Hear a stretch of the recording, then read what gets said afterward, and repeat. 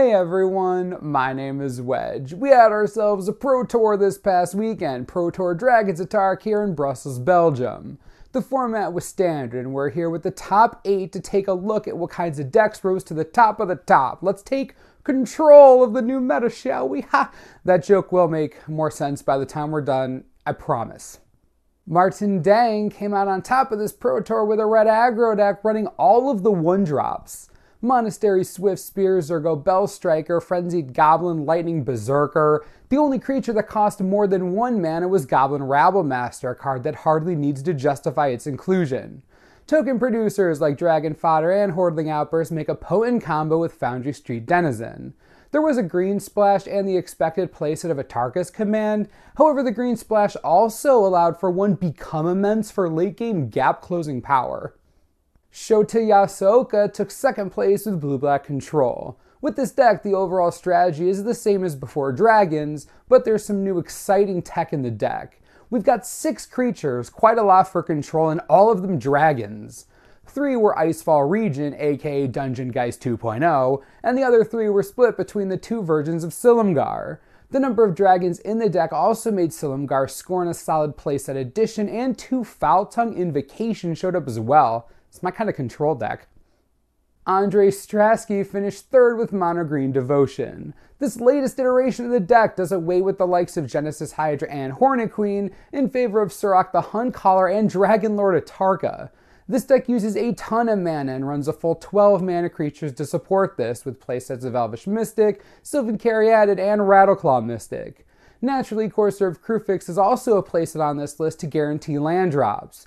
Interestingly, we also saw a playset of See the Unwritten on the list to guarantee that you can get huge creatures out once you have your mana all lined up.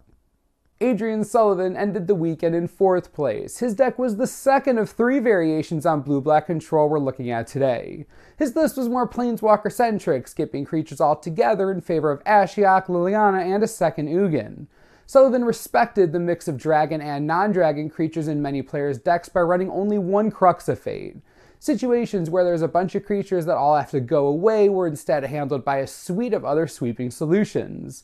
3 Perilous Vault, 2 Silence the Believers, a Drown in Sorrow, and an Aether Spouts. Talk about covering your bases, jeez. Jason Chung finished 5th running Red-Green Dragons. As the title suggests, the deck is very much like Red-Green Monsters if you took out Pelucranos and replaced it with Thunderbreak Regent. However, it also has a generally lower curve, with Heir of the Wilds, Boon Satyr, and Rabblemaster as respectable threats that can hit the board before turn 3 or 4. The 8 Dragons playsets of Stormbreath Dragon and Thunderbreak Regent really let Draconic Roar shine. The strategy is particularly explosive. Marco Camiluzzi took 6th place with Obzan control. Being a control deck without blue means a greater emphasis on removal, and this deck delivers. There's only 1 end hostilities because most of the other instants and sorceries on the list are removal.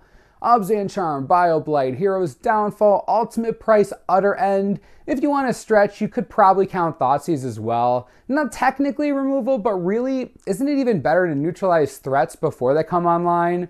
As you might expect in an Obzan deck, the Modest Creature package consists of Courser, Siege Rhino, and Tassiger. Elspeth and Ugin also help close out the game.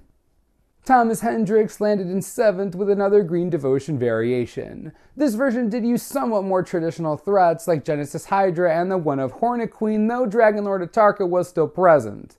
Hendricks' list also made use of Shaman of Forgotten Ways, a potent accelerant for the creature-heavy list. And the red mana in the deck allowed access to Xenaghost the Reveler as well, a planeswalker that seems to have been seeing more sideboard play than main deck of late.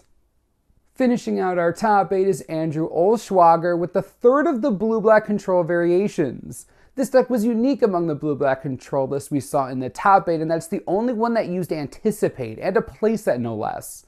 And that's to say nothing of Dragonlord Ojutai, played off of a white splash, which can act as a repeating Anticipate machine if you play your cards right. Ojutai made up 2 of the deck's 8 creature slots. The other 6 were evenly split between Control's favorite dragons, Icefall Regent, and the 2 Silumgars. Dragonlord's Prerogative also makes an appearance here. It's not quite unique, Sullivan also had one on his list, but unlike Sullivan, Olschwager actually has the dragons in his deck to get the can't be countered clause. And that wraps up the top 8 from Pro Tour Dragon to Tarkir. It's always fun to see the standard metagame take shape. Why, it seems like just last weekend everyone was still bashing each other's faces in with whatever aggro deck they could find. To be fair, there was no shortage of bashing this weekend.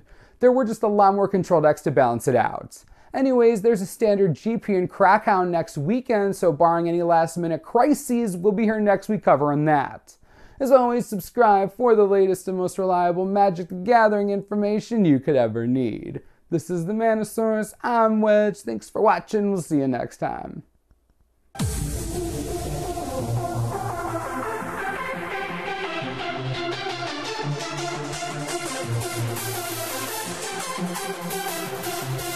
What?